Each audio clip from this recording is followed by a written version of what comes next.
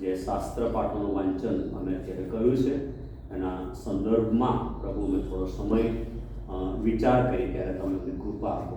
પ્રભુ આજનું વચન એ અમારા દરેકના આત્મિક જીવનને માટે આશીર્વાદિત વચન બની રહેવું તમે ખોવાડો. વચન સાંભળવાને માટે, વચન સ્વીકારવાને માટે અને વચનને આધીન થવાને માટે પ્રભુ તમે મારી મદદ કરો એવી મેં કૃપા માંગીએ છીએ.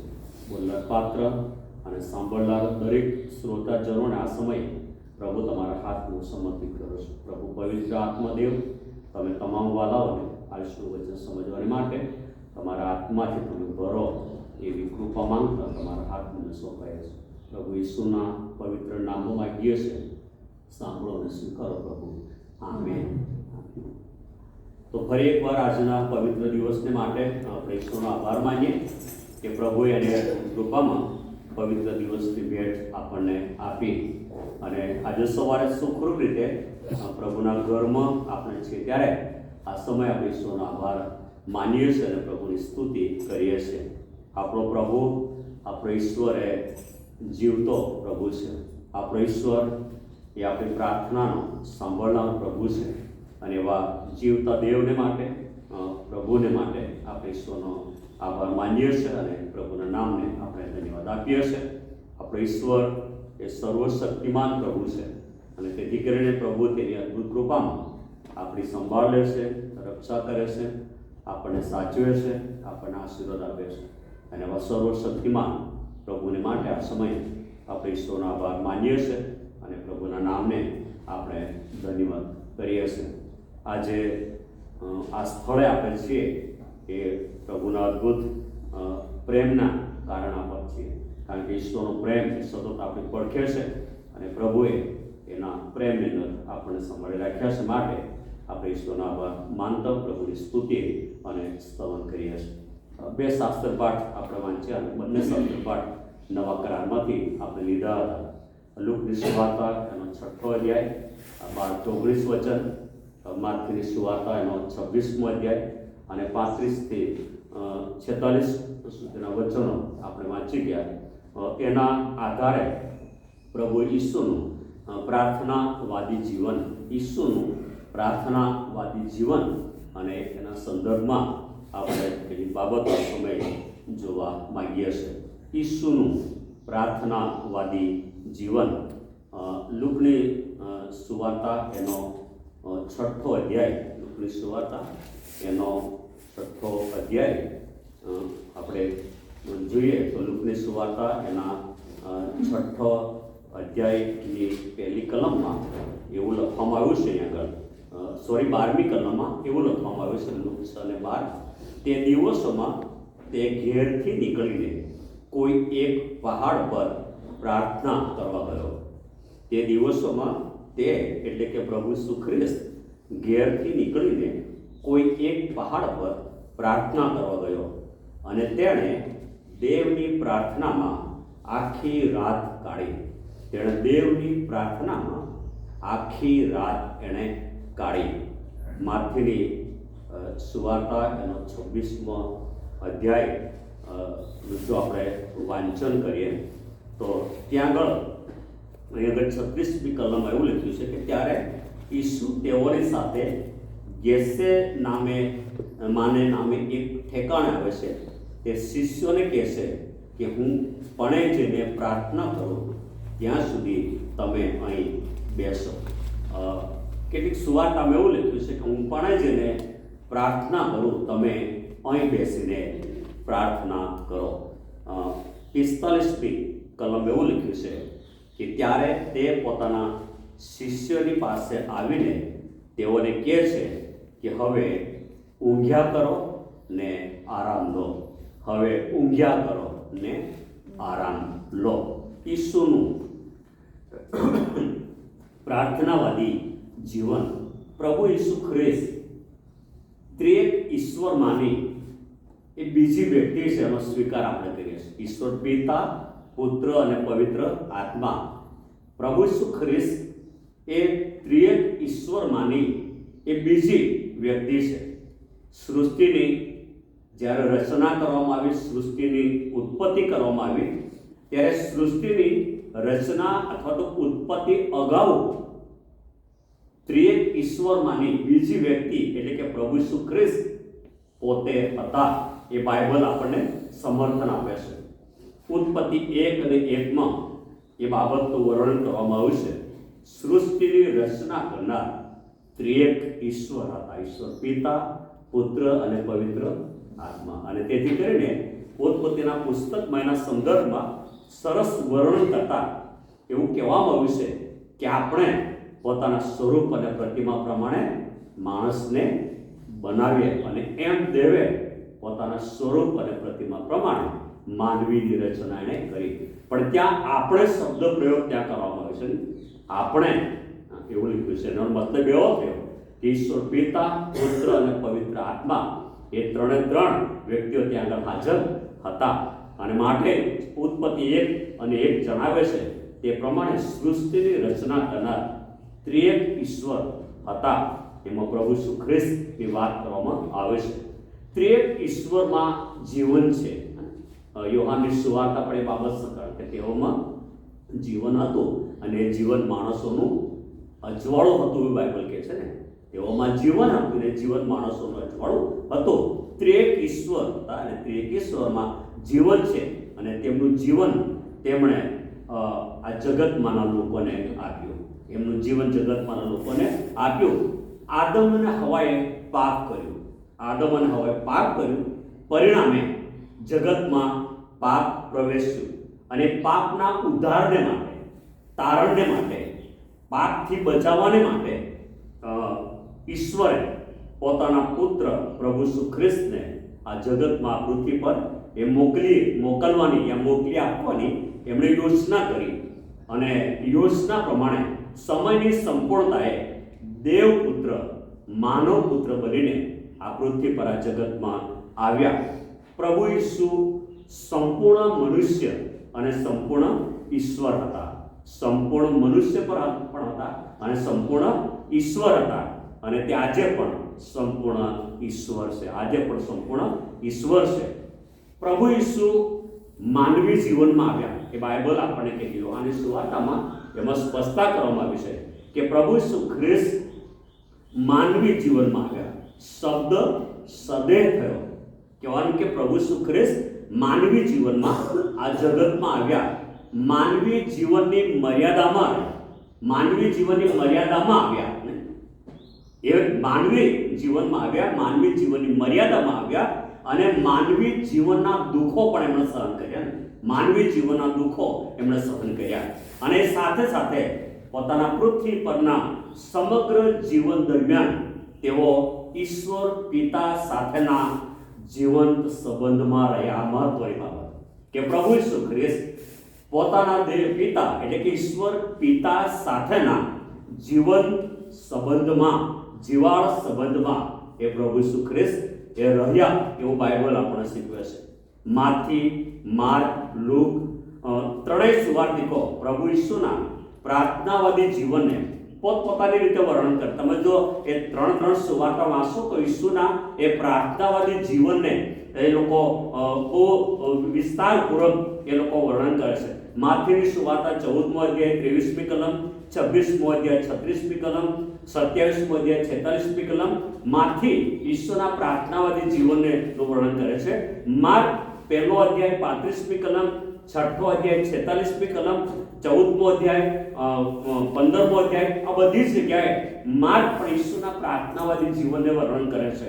લૂકની સુવાર્તામાં જો આપણે જોઈએ તો લૂક 3:21, 4થો અધ્યાય 42મી કલમ, 5મો અધ્યાય 16મી કલમ તમે વાંચો ને ત્યાં આગળ તો આ ત્રણ સુવાર્તિકો માથી, માર્ક, લૂક એ પ્રભુ ઈસુ ખ્રિસ્તને ના પ્રાર્થનાવાદી જીવનના સંદર્ભમાં ખૂબ સરસ રીતે એ લોકો વર્ણન કરે છે.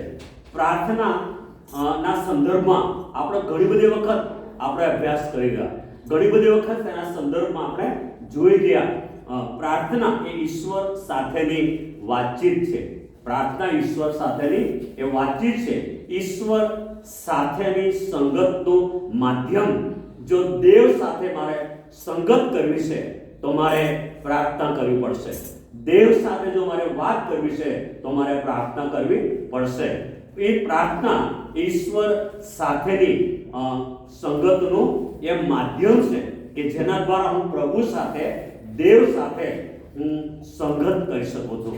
હું સંગત એ કરી શકું છું કે જે દ્વારા આપણે જીવતા દેવ સાથે સંગત માણી શકીએ છીએ અને પ્રાર્થના દ્વારા જીવતા ઈશ્વરની સાથે આપણે સંગત માણી શકીએ છીએ. આ મહત્વની બાબત ખ્રિસ્તી જીવનમાં હોવી જોઈએ. ઈશ્વર સાથે સંગત માણવી, ઈશ્વર સાથેની સંબંધમાં રહેવું આ મહત્વની બાબત છે અને પ્રાર્થના દ્વારા આપણે એ સંગત એ માણી શકીએ છીએ.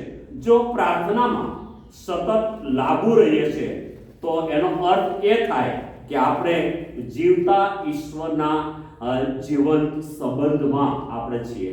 પ્રાર્થનામાં જો આપણે સતત લાગુ રહીએ છીએ તેનો મતલબ એવો થાય છે કે આપણે જીવતા ઈશ્વરના સંબંધમાં છીએ અને સંબંધમાં આપણે ગાઢ છીએ અને તેથી કરીને આપણે સતત ઈશ્વર સાથેની સંગતમાં આપણે છીએ. પ્રાર્થનાથી બે બાબતો બને છે, મહત્વની બે બાબતો બને છે. એક, ઈશ્વરને પ્રાર્થનાથી ઈશ્વરને મહિમા મળે છે. પ્રાર્થના દ્વારા ઈશ્વરને મહિમા મળે છે. અને બીજી બાબત, આપણો વ્યક્તિગત વિશ્વાસ દ્રઢ બને છે, વ્યક્તિગત વિશ્વાસ વધે છે. ઈશ્વરનો મહિમા મળે છે પ્રાર્થના દ્વારા. કોઈક વ્યક્તિને માટે તમે પ્રાર્થના કરી, કોઈકે તમને એમ કહ્યું કે મને આ તકલીફ છે અને મારા માટે તમે પ્રાર્થના કરો, અને જો જેવી આપણને આવડી એવી પ્રાર્થના જો એ વ્યક્તિને માટે આપણે કરી છે અને પ્રભુએ આપણી પ્રાર્થના સાંભળી છે, એ વ્યક્તિને સાજા પણ મળી છે, તો એ દ્વારા ઈશ્વરનો મહિમા થાય છે, મહિમા થાય છે. આપણે પ્રાર્થનાઓ કરી છે, વ્યક્તિને સાજા પણ મળ્યું છે, એથી ઈશ્વરનો મહિમા થાય છે. અને માટે વચન શીખવે છે પ્રાર્થના દ્વારા બે બાબતો બને છે. એક, ઈશ્વરનો મહિમા થાય છે. આપણે પોતે પ્રાર્થના કરી, કોઈ વ્યક્તિના માટે પ્રાર્થના કરી ત્યારે એનાથી ઈશ્વરનો મહિમા થાય છે અને ઈશ્વરને માન એનાથી મળે છે. કોઈક વિધર્મી વ્યક્તિના માટે પ્રાર્થના કરે, પ્રભુ સાજા પણ આપે ત્યારે એ વ્યક્તિ દ્વારા ઈશ્વર માન પામે છે, ઈશ્વરને મહિમા મળે છે. અને બીજી બાબત, આપણો વ્યક્તિગત વિશ્વાસ વધે છે. જ્યારે આપણે કોઈના માટે પ્રાર્થના કરી છે અને એને સાજા પણ મળ્યું છે અને વ્યક્તિ આપણને એમ કહે છે કે તમે મારા માટે પ્રાર્થના કરી અને એ દિવસે પ્રભુ મને સાજાપણનો આશીર્વાદ આપ્યો છે, તો આ એ પ્રાર્થના દ્વારા આપણો વ્યક્તિગત વિશ્વાસ વધે છે. વ્યક્તિગત વિશ્વાસ આપણો દ્રઢ થાય છે કે મેં પ્રાર્થના કરી, પ્રભુએ સાંભળી, મેં પ્રાર્થના કરી, પ્રભુ સાંભળી છે. વ્યક્તિગત વિશ્વાસ વધે છે અને એકબીજા માટે પ્રાર્થના કરવાની ઈચ્છા આપણને, ઈશ્વર મહિમા થાય છે. વ્યક્તિગત વિશ્વાસ વધુ દ્રઢ બને છે, વધુ મજબૂત બને છે. ઘણી બધી વખત અશક્ય બાબત હોય કે જેના માટે પણ લોકો પ્રાર્થના કરાવે, જેના માટે લોકો પ્રાર્થના કરે. હું તમને એક ઉદાહરણ આપીશ. એક વિધર્મી મેમને એમ કહ્યું કે કેટલો સમય થયો એને ભેંસને, તો કે 6-7 મહિના. તે પછી મેં એમ કહ્યું કે 6-7 મહિના થઈ ગયા એટલે હવે સ્વાભાવિક છે દૂધ ઓછું પી જાય. પણ એ બેનું કે ના સાહેબ એવું નથી, ના એવું નહીં, એ આપવી જ જોઈએ. અને મને એમ થયું કશો વાંધો નહીં, આપણે પ્રાર્થના કરીએ. હું ગયો અને પ્રાર્થના કરી અને બીજી સવારે એ બેન ફરી પાછા મારા ત્યાં મને એમ કહ્યું, સાહેબ અગાઉ 3.5 લીટર નીકળતું હતું, તમે પ્રાર્થના કરી ગયા પછી પણ 3.5 લીટર દૂધ નીકળતું. ઘણી બધી હું જે બાબત તમને કહ્યો છું કે ઘણી બધી વખત આપણને અશક્ય લાગે નહીં, આપણે અસર લાગે પ્રભુ આવી પ્રાર્થના સાંભળશે કેમ, પણ જ્યારે સાક્ષી લોકો આપે ત્યારે આપણને લાગે, એવું આપણને ખ્યાલ આવે છે કે આપણે જે તે બાબતને માટે પ્રાર્થના કરી, પ્રભુએ એનો પ્રત્યુત્તર યોગ્ય સમયે આપ્યો. આપણો વ્યક્તિગત વિશ્વાસ દ્રઢ બને છે, વધુ મજબૂત બને છે અને અશક્ય બાબતોને માટે પણ પ્રાર્થના કરવાને માટે પ્રભુ આપણને મદદ કરે છે. પ્રભુ ઈસુના જીવનમાં અનેક જોખમ આવ્યા. જો આપણે એનો અભ્યાસ કરીએ તો પ્રભુ ઈસુ ખ્રિસ્તના જીવનમાં અનેક જોખમ આવ્યા, અનેક પરીક્ષણો આવ્યા, પરંતુ તેઓ તમામ સ્તરે એ વિજય રહ્યા. નહીં, તમામ સ્તરે તેઓ વિજય રહ્યા, કારણ કે એમનું જીવન પ્રાર્થનાવાદી હતું અને માટે તે વિજય રહ્યા. પ્રાર્થના દ્વારા તેઓ સતત ઈશ્વર પિતાની ઈચ્છા જાણવાને માટે પ્રયત્ન કરતા હતા. એ સતત ઈશ્વર પિતાની ઈચ્છા જાણ્યા વગર એક ડગલું પણ પ્રભુ ઈસુ આગળ વધતા નહોતા. એ બાઇબલ આપણને શીખવે છે. પ્રભુ ઈસુના જીવનનો એક પણ પ્રસંગ એવો નથી કે જ્યાં તેમણે ઈશ્વર પિતાની ઈચ્છા શોધી નહીં હોય. ઈશ્વર પિતાની ઈચ્છા વગર એમણે કશું જ કોઈ જગ્યાએ કશું જ એમણે કર્યું નથી. પ્રાર્થના દ્વારા તેઓ ઈશ્વર પિતાની ઈચ્છા જાણવા હંમેશા તેઓ પ્રયત્ન કરતા હતા. એમનું જીવન પ્રાર્થનાવાદી જીવન હતું. તમામ જગ્યાએ પ્રભુ ઈસુ ખ્રિસ્ત એ વિજય રહ્યા. 40 દિવસના ઉપવાસ કર્યા અને પ્રાર્થના કરી. રાનમાં ચાલ્યા 40 દિવસ સુધી ઉપવાસ કર્યા, પ્રાર્થના કર્યા. પરીક્ષણાનું ભૂખ લાગી, પરીક્ષણાનું. અને ત્યાં આપણે જોઈ શકીએ છીએ કે 40 દિવસના ઉપવાસ અને પ્રાર્થનાના કારણે કે શૈતાનિક પરિબળોની સામે એ પ્રભુ ઈસુ ખ્રિસ્તે વિજય હાંસલ કર્યો. પ્રભુ ઈસુ આખો દિવસ આગળ જો આપણે જોઈએ તો પ્રભુ ઈસુ ખ્રિસ્ત આખો દિવસ કામમાં વ્યસ્ત નહીં. એમનું 3.5 વર્ષની જે સેવા છે એને તમે અભ્યાસ કરો, તમે આખો દિવસ એ કામમાં વ્યસ્ત. એટલે બીજા કોઈ કામ નહીં, પણ દેવનું રાજ્ય પ્રગટ કરવાનું, સુવાર્તા આપવાનું, દેવનું રાજ્ય પ્રગટ કરવાનું કામ, શારીરિક રોગથી પીડાતા લોકોને સાજા કરવાનું કામ.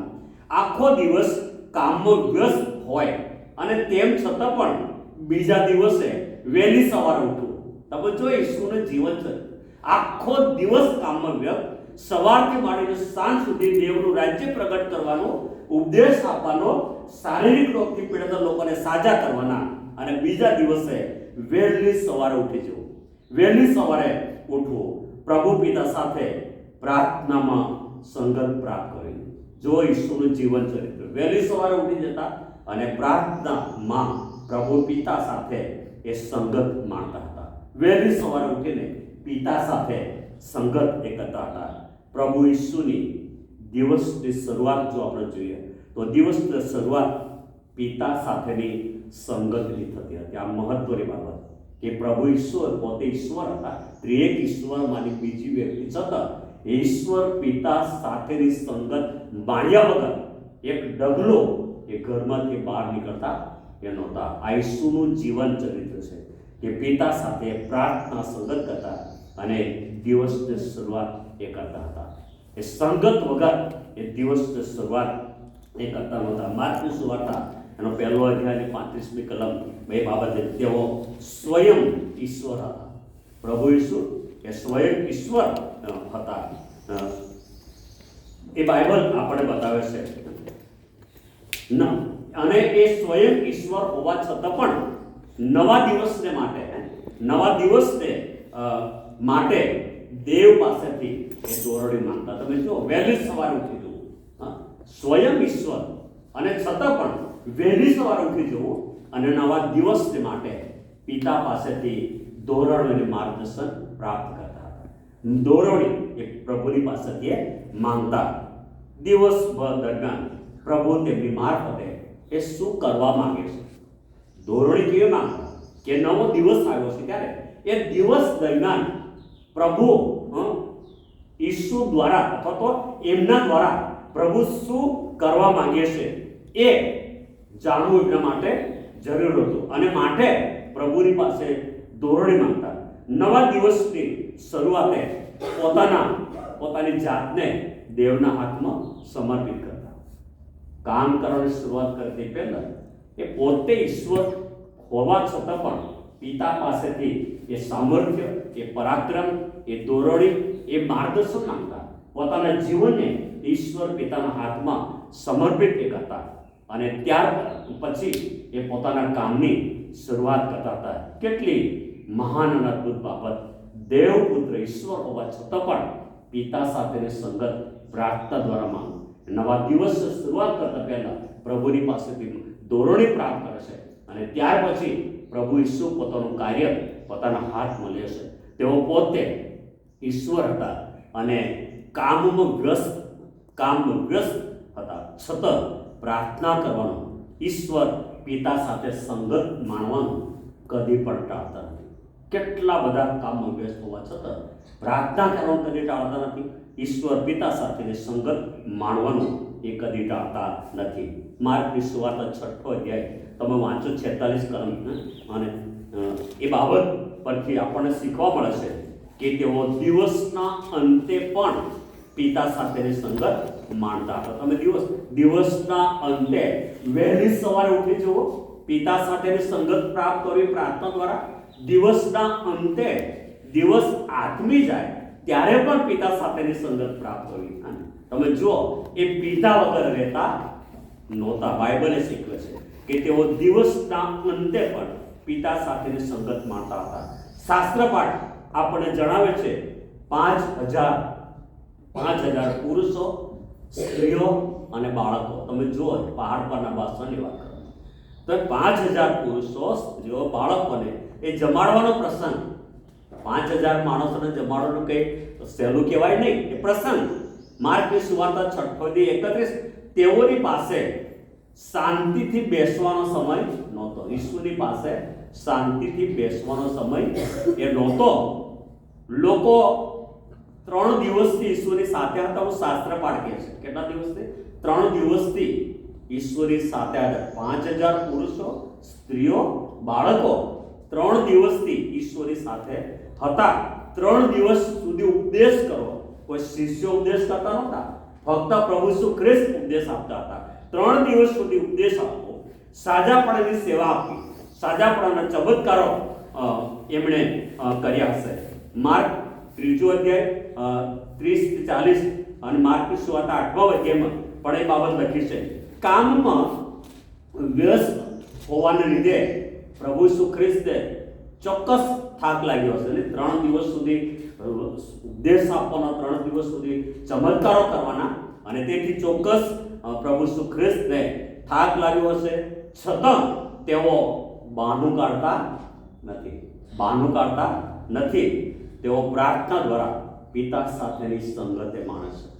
દિવસ આત્મિક જાય છે ત્યારે પણ પિતા સાથેની સંગત પ્રાર્થના દ્વારા તે માણે છે. ઘણી બધી વખત કામની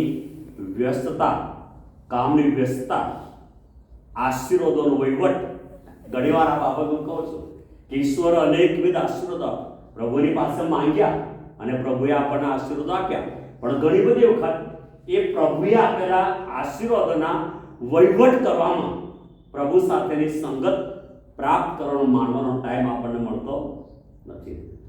એટલે એનો વહીવટ, નોકરી, ધંધો પ્રાર્થના માટે અવરોધરૂપ ઘણીવાર બનતા હોય છે. નોકરીનો સમય થઈ ગયો, બાઇબલ વાંચવાનો સમય નહીં મળ્યો, પ્રાર્થના કરવાનો મને સમય મળ્યો નહીં. કામમાં વ્યસ્ત પ્રભુ ઈસુ. તમે જુઓ, વહેલી સવારે ઉઠી જવું, દેવ પિતા સાથે સંગત માણવી, દિવસની શરૂઆત કરવી, દિવસ આથમી જાય ત્યાં સુધી કામ કરવું, અને રાત્રે ફરી પાછું પિતા સાથેની સંગત પ્રાપ્ત કરવી, પિતા સાથેની સંગત માણવી. કામની વ્યસ્તતા, આશીર્વાદનો વહીવટ, નોકરી, ધંધો પ્રાર્થના માટે પિતા સાથેની સંગત માણવામાં અવરોધરૂપ ઘણીવાર બનતા હોય છે. પરંતુ તેવું થવું જોઈએ. આ પ્રભુનું વચન આપણે શીખવે છે કે એવું થવું જોઈએ નહીં. પ્રથમ સ્થાન ઈસુ હોવા જોઈએ. ઘણી બધી વખત એ આશીર્વાદનો વહીવટમાં ઈશ્વરનો સંગત માણવાનો સમય આપણને મળતો નથી. પ્રભુ ઈસુનું પૃથ્વી પરનું સમગ્ર જીવન પ્રાર્થનાથી ભરેલું હતું. સેવાની શરૂઆતના સંદર્ભમાં આપણે જોઈએ તો બાપ્તિસ્મા પ્રસંગે પણ બાઇબલ એવું કહે છે કે તેઓ પ્રાર્થના કરતા હતા. એ સમુદ્રની અંદર જ્યારે એમનું બાપ્તિસ્મ થયું ત્યારે પણ પ્રભુ ઈસુ ખ્રિસ્ત પ્રાર્થના એ કરતા હતા. લુકની સુવાર્તા 3 અધ્યાય 21મી કલમ તમે વાંચો તો અંદર લખ્યું છે કે સેવાની શરૂઆતે બાપ્તિસ્મા પ્રસંગે તેઓ પ્રાર્થના કરતા હતા. પ્રભુ ઈસુના જીવનના અંત ભાગના સમયે જો આપણે વિચાર કરીએ તો આપણું જે જીવન હતું 3.5 વર્ષની સેવાનો અંત ભાગ આપણે વાંચી ગયા. માથેની સુવાર્તાના 26મા અધ્યાયની અંદર બાબત આપણે વાંચી કે સેવાનો એ શરૂઆતથી આ અંત ભાગ હતો કે હવે સેવાનો અંત આવી રહ્યો હશે. એમનું જીવન, પૃથ્વી પરનું જીવન હવે સમાપ્ત થવાને આરે આવીને ઊભું છે. વચન એવું શીખવે છે કે એમની શરૂઆતથી માંડીને જીવનના અંત ભાગનો સમય એમના માટે ખૂબ કપરો હતો ને. શરૂઆત કરતા જે અંત હતો, એ જે સમય હતો પ્રભુ ઈસુના માટે એ ખૂબ જ કપરો એ સમય હતો. છતાં પણ ગેસેમાને બાગમાં જાય છે. એનો સમય કેટલો બધો કપરો હતો તમે જુઓ કે વધસ્તંભ પર એ ચડાવવાને માટે, એ કડવો પ્યાલો પીવાને માટે, એ શું કહેવાય એનો કાંટાનો તાજ ગ્રહણ કરવા તરફ, એ ખીલાનો માર ખાવા તરફ પ્રભુ ઈસુ જઈ રહ્યા હતા. કેટલો કપરો સમય હોવા છતાં પણ પ્રભુ ઈસુ ખ્રિસ્ત ગેસેમાને બાગમાં જાય છે. આ વિકટ પરિસ્થિતિમાં, કપરા સમયમાં ગેસેમાને વાડીમાં જઈને ઘૂંટણો પર પડીને પ્રાર્થના કરે છે. ઘૂંટણો પર પડીને પ્રાર્થના કરે છે. પ્રાર્થના કરે છે.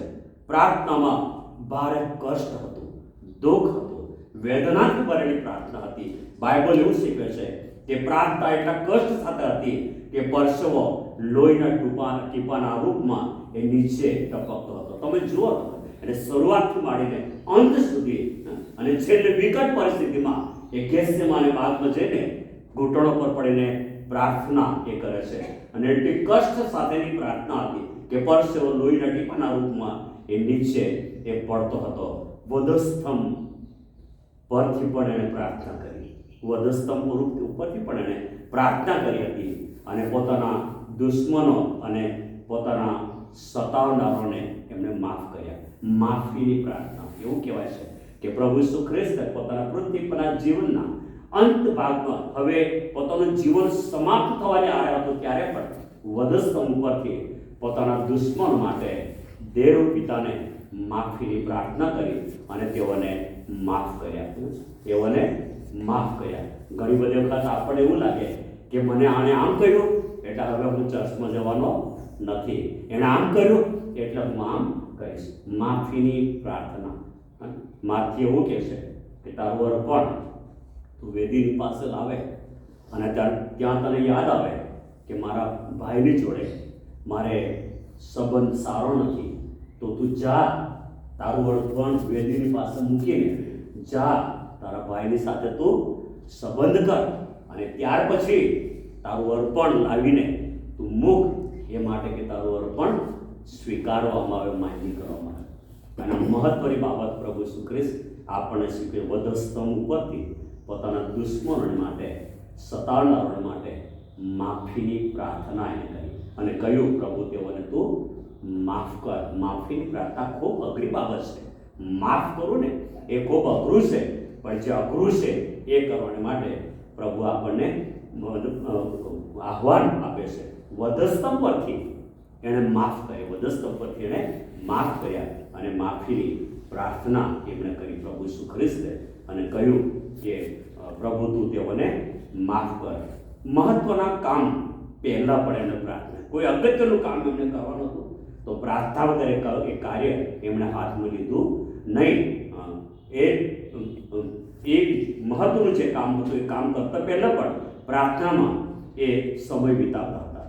એ સમય જ્યાં સુધી એ બાબતને પિતાના હાથમાં સમર્પણ નહીં કરે, જ્યાં સુધી એ બાબતને માટે પિતા એને કોઈ યોગ્ય માર્ગદર્શક કે ધોરણ નહીં આપે, ત્યાં સુધી એ કાર્યને ઈશ્વરના હાથમાં સોંપતા હતા. કહેવાનો મતલબ કે મહત્વના કામ પહેલા પણ પ્રભુ ઈસુ પ્રાર્થનામાં સમય વિતાવતા હતા.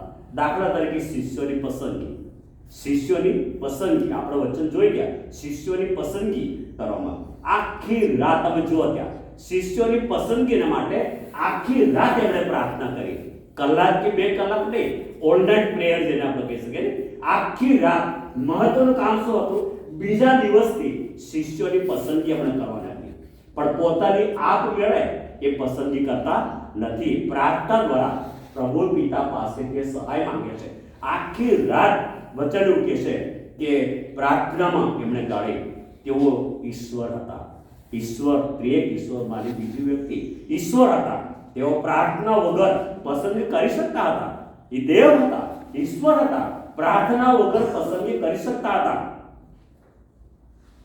પરંતુ અહીં જે બાબત આપણને શીખવા મળે છે તે એ છે કે તેઓ કોઈ પણ કામ પોતાની રીતે ઈશ્વરની ઈચ્છા જાણ્યા વગર એ કરતા નહોતા. કોઈ પણ કામ પોતાની રીતે કરતા નહોતા, ઈશ્વરની ઈચ્છા જાણ્યા વગર એ કરતા નહોતા. દરેક કાર્ય ત્રિએક ઈશ્વર સાથે મળીને છે કરતા હતા.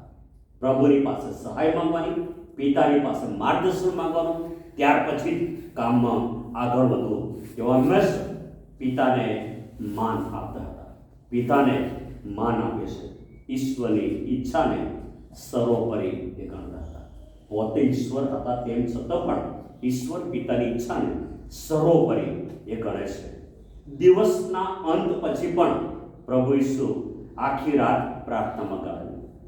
દિવસનો અંત આવે ત્યાર પછી પણ આખો દિવસ કામ કરવાનું, અને દિવસ આથમી જાય ત્યારે પણ પહાડ પર જઈને પ્રાર્થના કરે, પ્રાર્થનામાં એ ગાળે. તેઓ આપણા જેવા માનવી શરીરમાં હતા. એટલે માટલી શરૂઆતમાં એવું નથી કર્યું કે માનવી શરીરમાં તેઓ આવ્યા, માનવી દુઃખો એણે સહન કર્યા. પ્રભુ ઈસુ ખ્રિસ્ત આપણા જેવા માનવી શરીરમાં હતા. તેઓને થાક લાગતો હતો. જેમ માનવીને થાક લાગે એમ પ્રભુ ઈસુ ખ્રિસ્તને પણ થાક લાગતો હતો. એમને ભૂખ પણ લાગતી હતી. થાક લાગતો હતો, ભૂખ લાગતી હતી, તરસ લાગતી હતી. છતાં તેઓ પિતાની ઈચ્છા જાણવા આખી રાત પ્રાર્થનામાં ગાળે છે. ભૂખ અને તરસ અને થાક એક બાજુ પર મૂકીને પણ પ્રભુ પિતા સાથે પ્રાર્થનામાં આખી રાત ગાળે છે. એવું પ્રભુનું વચન આપણને શીખવે છે. વાલાઓ, જેટલું વધારે કામ તેટલી વધારે પ્રાર્થનાની જરૂર પડે. જેટલું વધારે કામ એટલી વધારે પ્રાર્થનાની જરૂર પડશે. માટે પ્રભુ ઈસુ ખ્રિસ્તને જેટલું વધારે કામ કરવાનું હતું એટલી વધારે એ પિતા સાથેની સંગત એ પ્રાપ્ત કરે છે. વધારે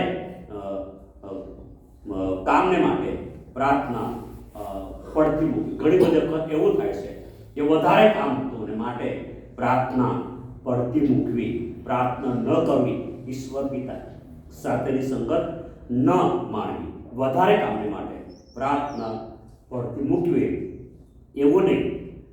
ઘણી બધી વાર વધારે કામ હોય તો ટૂંકી પ્રાર્થના કરી નાખે. એવું થાય ને, ટૂંકી શોર્ટ પ્રાર્થના કરી નાખે, ટૂંકી પ્રાર્થના. વધારે કામ છે, ઉતાવળ છે, સમય થાય છે, એટલે ટૂંકી પ્રાર્થના આપણે કરી નાખ્યા. તો ટૂંકી પ્રાર્થના આપણે અપનાવીએ છીએ. અથવા તો ઘરના બીજા સભ્યોને કહી દઈએ છીએ, તમે બેસીને પ્રાર્થના કરે છો, મને ઉતાવળ છે એટલે હું જાઉં, તમે પ્રાર્થના કરી નાખજો. અને તમે પ્રાર્થના કરી છો, મને ઉતાવળ છે, તમે પ્રાર્થના કરી લેજો. આ યોગ્ય ન કહેવાય, આ યોગ્ય નથી. તમે ઈશ્વર, હું એ માટે ઈશ્વરના એ જીવન ચરિત્ર તમારે સમજતા હતો. તમે જુઓ, પોતે ઈશ્વર હતા પણ એમને પ્રાર્થનાની કેટલી જરૂર હતી એ હું તમને કહ્યું છું કે ઈશ્વર હોવા છતાં પણ એ પ્રાર્થનાની એમને જરૂર હતી. પ્રાર્થના વગર એમને ખબર હતી કે પ્રાર્થના વગર અંધકારના પરિબળોની સામે વિજય હાંસલ કરી શકો નહીં. માટે એ પ્રાર્થનામાં પોતાનો સિંહ પ્રાર્થના ન કરવી એ યોગ્ય નથી, સારું નથી. પ્રાર્થના કરવી જોઈએ. પ્રાર્થના દ્વારા પ્રભુ પોતાની ઈચ્છા આપણને જણાવે છે, પોતાની ઈચ્છા આપણને એ જણાવે છે. તે પ્રાર્થના નહીં કરીએ ત્યારે આપણે ઈશ્વરની ઈચ્છાને આપણે ગુમાવે. પ્રભુ મને શું કહેવા માંગે છે એ બાબતમાં પ્રભુ મને શું માર્ગદર્શન આપવા માંગે છે. ઘણીવાર આપણે ઈશ્વરની ઈચ્છાને આપણે ગુમાવીએ છીએ. પ્રભુ કશું કહેવા માંગે છે પણ આપણે પ્રાર્થના નથી કરતા, અને માટે પ્રભુ આપણને કશું કહી શકતા નથી. એ તક આપણે ગુમાવીએ છીએ. ખ્રિસ્તી વ્યક્તિ તરીકે આપણે ખ્રિસ્તી નામ ધરાવે છે. ઘણીવાર આપણે ખ્રિસ્તી નામ ધરાવે છે. બે દિવસ આઈઝેક બેને કહ્યું હતું ને, આઈઝેક નથી, ઈસાક. આઈઝેક એટલે ઈસાક નહીં, આઈઝેક. એનો અર્થ શું થાય? અને તમે ઈસાકનું જીવન જુઓ ઉત્પત્તિના પુસ્તકમાં, નહીં? અને એના માટે કન્યા શોધવામાં હતી ને. એવું કહેવાય છે કે જ્યારે નોકર એની કન્યા શોધી લાવતો હતો અને ત્યારે ક્યાં કરે, ખેતરની અંદર ઘૂંટણો પર પડીને શું કરતો હતો? પ્રાર્થના કરતો હતો. પ્રાર્થનાવાદી જીવનની વાતો હું જે મહત્વની વાત તમને કહી રહ્યો છું. હા, એ ઘણી બધી વખત આપણે ખ્રિસ્તી નામ આપણે ધરાવીએ છીએ, પરંતુ ઈસુ ખ્રિસ્ત કે ઈશ્વર પિતા સાથે કોઈ સંબંધ આપણે રાખતા નથી. હું જે મહત્વની વાત, ઘણી બધી વખત આપણે ખ્રિસ્તી નામ ધરાવે પણ દેવ સાથે કોઈ જ પણ પ્રકારનો સંબંધ આપણો હોતો નથી. નામે ખ્રિસ્તી પરંતુ કામ બિન ખ્રિસ્તી. નામ ખ્રિસ્તી પણ કામ બિન ખ્રિસ્તી. ધંધા કંઈક અલગ પ્રકારના આપણા હોઈ શકે છે. પ્રભુ ઈસુના જીવનનો એક પણ પ્રસંગ એવો ન હોય, તમે જીવન ચરિત્ર જુઓ, તમે એનો એક પણ પ્રસંગ એવો ન હોય જ્યાં તેમણે પોતાની મરજી પ્રમાણે કે પછી પોતાની ઈચ્છા પ્રમાણે એ કામ એમણે કર્યું.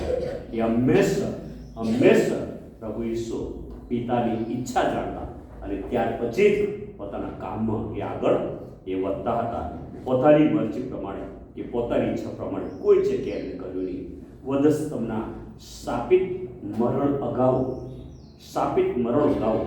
પિતા આગળ પોતાની લાગણી વ્યક્ત કરે છે. તમે જુઓ ને, શાપિત મરણ એ સહન કરવા તરફ જઈ રહ્યા હતા ત્યારે એ ગેત્સેમાને બાગમાં પ્રાર્થના દ્વારા પિતાની આગળ પોતાની લાગણી વ્યક્ત કરે છે. અને પ્રભુ પિતાને કહે છે, પ્રભુ જો બની શકે તો આ પ્યાલો મારાથી દૂર કર. જો બની શકે તો દૂર કર. કારણ કે ખબર હતી કે આ કડવો પ્યાલો ભારે વેદનાથી ભરેલો હતો, ભારે દુઃખથી એ ભરેલો હતો. અને માટે પ્રાર્થના દ્વારા પ્રભુ પિતાને એ કહે છે કે આ પ્યાલો એ દુઃખથી ભરેલો છે. પોતાની જે લાગણી હતી એ લાગણી પિતાની આગળ એ વ્યક્ત કરે છે, પરંતુ આખરની ઈચ્છા પિતાને સ્વીકારે છે. મારી ઈચ્છા નહીં પણ તારી ઈચ્છા પ્રમાણે થવું. આ કડવો પ્યાલો દુઃખથી ભરેલો છે, મારાથી સહન થઈ શકે તેમ નથી અને હું સહન નહીં કરી શકું. અને માટે પ્રભુ પિતાને વિનંતી કરતા એવું કહે છે કે જો શક્ય હોય તો પ્યાલો મારાથી દૂર કરવામાં આવ્યો, દુઃખ મારાથી દૂર કરવામાં આવ્યો. પણ તેમ છતાં પણ તેવું કહે છે કે મારી ઈચ્છા નહીં પ્રભુ પિતા તમારી ઈચ્છા પ્રમાણે તમે કરો. અને આખરે પ્રભુ ઈશ્વર પિતાની ઈચ્છાને આધીન થાય છે. ઈશ્વર પિતાની ઈચ્છાને આધીન થાય છે. પ્રભુ ઈસુ ખ્રિસ્તનું જીવન પ્રાર્થનાવાદી જીવન હતું. લુકની સુવાર્તા 11મો અધ્યાયની પહેલી કલમમાં એક શિષ્યએ પ્રભુ ઈસુ ખ્રિસ્તે પ્રાર્થના ઈશ્વરની પાસેથી પ્રાર્થના કરવાની અથવા તો પ્રાર્થના શીખવાની ઈચ્છા વ્યક્ત કરી હતી. પ્રાર્થના પ્રભુ ઈસુ ખ્રિસ્તે કહ્યું કે પ્રભુ યોહાનના શિષ્યો પ્રાર્થના કરે છે, અમને પ્રાર્થના કરતા શીખો. કેમ કે શિષ્યો પ્રભુ ઈસુના શિષ્યો બની ગયા હતા. પ્રભુ ઈસુના શિષ્યો બની ગયા હતા. તેઓને પ્રાર્થના કરતા આવડતું નહોતું. અને માટે ઈશ્વરની પાસે જઈને એમ કહે છે કે પ્રભુ યોહાનના શિષ્યો પ્રાર્થના કરે છે, અમને પણ પ્રાર્થના કરતા શીખો. ને શિષ્યો પ્રભુ ઈસુને કહે છે અમને પ્રાર્થના કરતા શીખો, અમને પ્રાર્થના કરતા આવડતું નથી. આજે 100 વર્ષના વિશ્વાસ લોકો, 50 વર્ષના વિશ્વાસ લોકોને પણ ઘણા બધા લોકો એવું કહે છે, પ્રાર્થનાની વાત આપણે કરીએ, ના હું પ્રાર્થના કરી શકું, મને પ્રાર્થના આવડતી નથી. પ્રભુ ઈસુનું પ્રાર્થનાવાદી જીવન પ્રાર્થના શીખવા માટે આદર્શ અને ઉત્તમ નમૂનો પૂરો પાડે છે. એમનું પ્રાર્થનાવાદી જીવન એ પ્રાર્થનાના સંદર્ભે ઉત્તમ નમૂનો આપણને પૂરો પાડે છે. અથવા તો પ્રભુ ઈસુનું જીવન આપણા માટે ઉત્તમ નમૂનો છે. સેવાની શરૂઆતથી માંડી અંત સુધી તમામ સ્તરે પ્રભુ ઈસુ પ્રાર્થના કરે છે. કષ્ટદાયક મરણના સમય પર તેઓ પ્રાર્થના કરે છે, પિતા સાથે સંગત માણે છે. અને તેથી કરીને વાલાઓ, તમારા મારા જીવનમાં પ્રાર્થના મારા જીવનનું કેન્દ્ર બિંદુ હોવું જોઈએ, જીવનમાં કેન્દ્ર સ્થાન હોવું જોઈએ. ઘણી બધી વખત ઘણા બધી પ્રસંગોમાં, ઘણી બધી બાબતોમાં પ્રાર્થના કરવાનું આપણે ટાળીએ છીએ. પણ ઈસુનું જીવન એ આપણને આહ્વાન આપે છે. ઈસુનું જીવન આપણા માટે ઉત્તેજક આપે છે, આપણને માર્ગદર્શન આપે છે, સુખ શીખવી રહ્યો છે. ઈશ્વર છતાં પણ એમને પિતા સાથે સંગત માણ્યા વગર એક ડગલું પણ આગળ વધતા નહોતા. અને માનવી તરીકે જ્યારે આપણા પૃથ્વી પર જીવન જીવીએ ત્યારે તમારા મારા જીવનમાં પ્રાર્થના એ મહત્વની બાબત હોવી જોઈએ. જીવનમાં કેન્દ્ર સ્થાને એ હોવી જોઈએ, જે દ્વારા તમે અનુભવ એ મોટા મોટા કાર્યો પણ આપણે કરી શકીએ છીએ. પ્રભુ આપણને એવી કૃપા આપે કે આપણે આપણા પોતાના વૃત્તિપરના જીવનમાં હંમેશા અને સતત પ્રાર્થનાને હંમેશા અગ્રિમતા આપીએ, અને ત્યાર પછી આપણો પોતાનો અન્ય કાર્યની અંદર આપણે પોતે આગળ જઈએ, પણ એને અગ્રિમતા આપણે આપીએ. ઈશ્વરના જીવનને આપણે ચકાસીએ, ઈશ્વરના જીવન પોતાનું જીવન આપણે બનાવીશું. આપણું ખ્રિસ્તી જીવન એ ધન્ય અને આશીર્વાદિત એ બની રહેશે. પ્રભુ એવું કરવા માટે આપણને કૃપા આપે. આમેન. પ્રાર્થના કરીએ. સ્વર્ગીય પ્રભુ, મેં તમારો આભાર માનીએ છે તમારા પુત્ર અમારા તારનાર પ્રભુ ઈસુ ખ્રિસ્તના પૃથ્વી પરના પ્રાર્થનાવાદી જીવન માટે. પ્રભુ, તમામ પાસાઓમાં પ્રભુ ઈસુ કે જે પ્રાર્થના વગર એક ડગલું પણ આગળ વધતા નહોતા. આખી રાત પણ તેઓ પ્રાર્થના કરતા હતા, વહેલી સવારે પણ તેઓ પ્રાર્થના કરતા હતા, અને સતત પ્રાર્થનામાં પોતાનું જીવન એ પ્રાર્થનામાં પોતાનો સમય તેઓ વ્યતીત કરતા હતા. પ્રેમાળ ઈશ્વર પિતા, પૃથ્વી પર તમે અમને ખ્રિસ્તી જીવનની ભેટ આપી છે. અમારું જીવન પ્રાર્થનાવાદી હોય એ જરૂરી છે, અને તેથી કરીને પ્રભુ અમે પ્રાર્થના કરવાનું પડતું ન મૂકતા અમે સતત પ્રાર્થનામય જીવન જીવીને તમારી પાસેથી આશીર્વાદો પ્રાપ્ત કરી માટે પ્રભુ તમે મારી મદદ કરો એવી કૃપા કરે છે. કઈક રીતે પ્રભુ મેં તમારી સંગત માણવાનું ટાળ્યું છે, પ્રાર્થના કરવાનું મેં પડતું મૂક્યું છે. પ્રભુ મેં ક્ષમા ચાહીએ છીએ. પ્રભુ તમે મને માફ કરો, અને હવે પછી પ્રભુ અમે તમારી સાથેની સતત સંગત માણતા રહીએ, પ્રાર્થનામાં અમારો પોતાનો સમય વ્યતીત કરીએ. એ માટે પ્રભુ તમે અમારી સહાય કરો, મદદ કરો, અમને દોરડી આપો. પ્રાર્થના કરીએ છીએ તમારા હાથોમાં પ્રભુને સોંપાય છે. પ્રભુ ઈશ્વરના પવિત્ર નામમાં અમે માગીએ છીએ, તમે સાંભળો સ્વીકારો. આમેન.